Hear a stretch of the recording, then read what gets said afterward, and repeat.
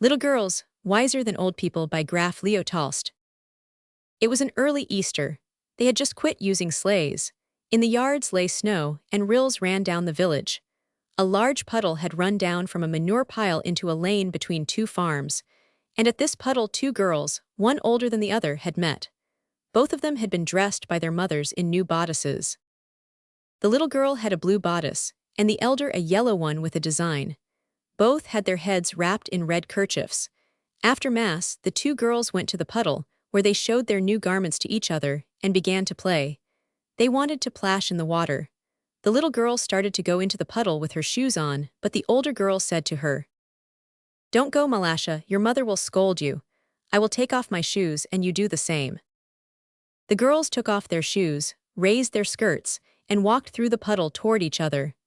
Malasha stepped in up to her ankles and said, "It is deep, Akulka, I am afraid." "Never mind," she replied, "it will not be any deeper." "Come straight toward me." They came closer to each other. Akulka said, "Malasha, look out, and do not splash it up but walk softly." She had barely said that when Malasha plumped her foot into the water and bespattered Akulka's bodice, and not only her bodice, but also her nose and eyes.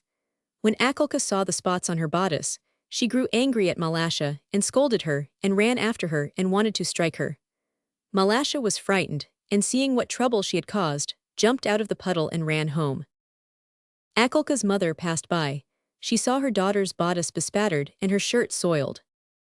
"Where, accursed one, did you get yourself so dirty?"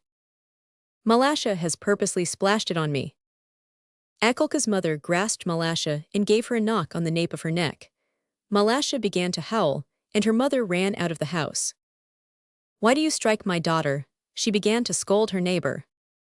One word brought back another, and the women began to quarrel. The men too ran out, and a big crowd gathered in the street. All were crying, and nobody could hear his neighbor. They scolded and cursed at each other. One man gave another man a push, and a fight had begun when Akulka's grandmother came out. She stepped in the midst of the peasants and began to talk to them. "What are you doing, dear ones? Consider the holiday. This is a time for rejoicing, and see what sin you are doing."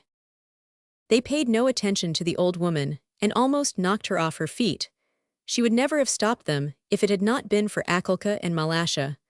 While the women exchanged words, Akulka wiped off her bodice and went back to the puddle in the lane. She picked up a pebble and began to scratch the ground so as to let the water off into the street.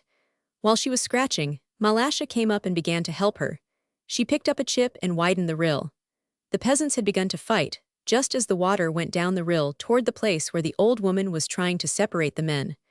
The girls ran, one from one side of the rill, the other from the other side. "Look out, Malasha, look out," shouted Akulka.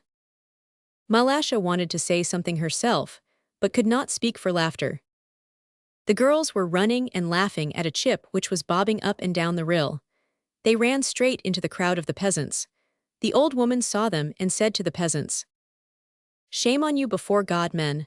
You have started fighting on account of these two girls, and they have long ago forgotten it. The dear children have been playing nicely together. They are wiser than you." The men looked at the girls, and they felt ashamed. Then they laughed at themselves, and scattered to their farms. "Except ye become as little children, ye shall not enter into the kingdom of heaven."